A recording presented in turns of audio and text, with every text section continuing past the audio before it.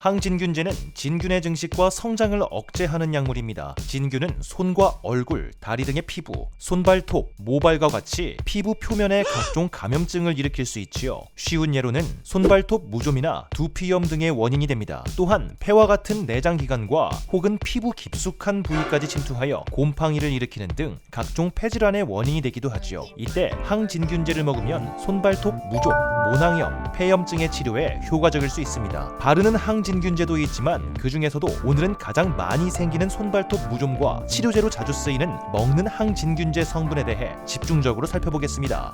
본 영상은 학술 논문과 의료 가이드라인 등 공개된 자료를 바탕으로 제작된 교육 목적의 정보 콘텐츠입니다. 이는 전문적인 진단이나 처방을 대체할 수 없으며 특정 제품의 판매 유도나 복용 권고를 목적으로 하지 않습니다.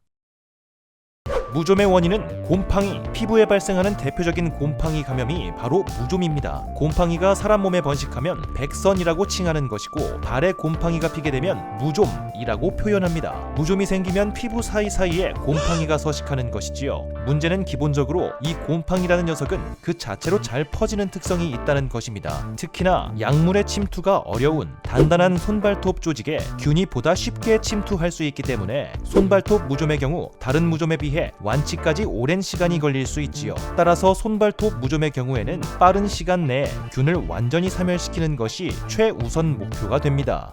무좀의 증상은 생각보다 다양합니다. 그중 발가락 사이에 피부가 벗겨지거나 갈라지고 각질이 생기는 경우가 가장 일반적인데요. 지간형 무좀이라고 하며 무좀의 가장 흔한 초기 증상입니다. 또한 무좀이 오래 지속되면 가려운 증상은 없이 발바닥에 하얀 각질이 일어나고 그 부위만 부어올라 두꺼워지는데요. 각화형 무좀이라고 불리며 증상이 거의 없기에 무좀이 있는지조차 모를 수 있습니다. 한여름에 발가락 사이나 옆 발등 쪽으로 빨간 물집이 생기고 가려운 수포형 무좀도 있습니다. 수포형 무좀은 제때 치료를 받지 않고 긁기만 하면 세균 2차 감염에 의해 염증, 진물이 생겨 붓고 아프게 됩니다.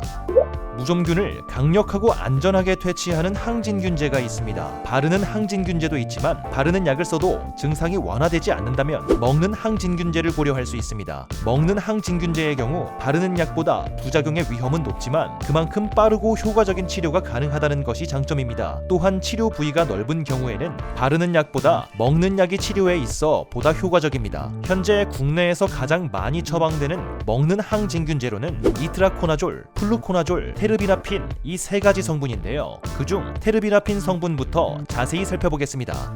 스위스 베른의 한 연구부서에서 항진균제 개발 시 테르비나핀 성분에 맨 처음 주목을 하였고 6년간 연구를 거듭 후에 1980년 테르비나핀이 개발되었습니다. 제품으로 상용화되기 시작한 것은 1992년 라미실정이 영국에서 처음으로 판매되면서부터입니다. 테르비나핀의 가장 큰 장점은 앞서 말씀드린 세 가지 항진균제 성분 중에서도 치료 기간이 가장 짧고 재발률이 가장 낮다는 것입니다.